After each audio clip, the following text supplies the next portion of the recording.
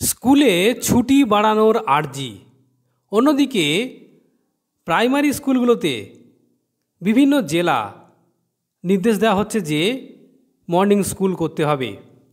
আপনারা জানেন যে গত ৩ জুন স্কুল খুলেছে, কিন্তু ছাত্রছাত্রীরা আজ অর্থাৎ ১০ই জুন স্কুলে এসেছে, কিন্তু পরিস্থিতি এখনও পর্যন্ত অনুকূল নয়, অর্থাৎ দাবদাহ এখনও চলছে, যার জন্য বিভিন্ন জায়গা থেকে বিভিন্ন আর্জি আসছে।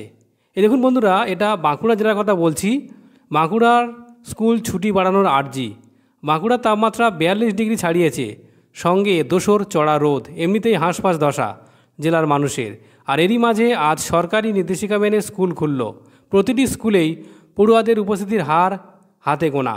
যারা স্কুলে এসেছে তারাও অনেক অসুস্থ হয়ে পড়েছে বলে খবর। পরিস্থিতি পর্যালোচনা করে ক্রমশ জোরালো হচ্ছে মর্নিং স্কুলের দাবি। কোথাও আবার স্কুলের ছুটির বৃদ্ধির পক্ষে সওয়াল করেছেন অভিভাবক ও শিক্ষকরা। পূর্ব বর্ধমান জেলার কথা বলছি, যেখানে বলা হচ্ছে যে স্কুল মর্নিং করার কথা বলা হচ্ছে ১১ই জুন থেকে। এই দেখুন পরিষ্কার দেওয়া রয়েছে, ১১ই জুন থেকে কিন্তু স্কুলে মর্নিং করার কথা বলা হচ্ছে। পঠন পাঠন শুরু হবে সকাল 6:30 থেকে, চলবে 11:30 পর্যন্ত।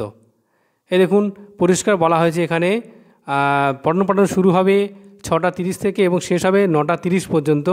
মিড ডে মিলে বিরতি থাকবে 9টা থেকে 9:30 পর্যন্ত। এই দেখুন এই নির্দেশিকা দেওয়া হয়েছে।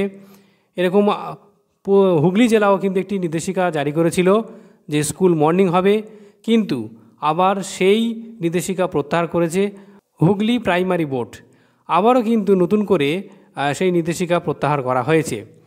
অর্থাৎ যা পরিস্থিতি এখন, হয় মর্নিং স্কুল, না হলে স্কুলে ছুটি বাড়ানো যায় কি না, এই নিয়ে কি সরকারের তরফ থেকে কি আসে সেটা এখন দেখার।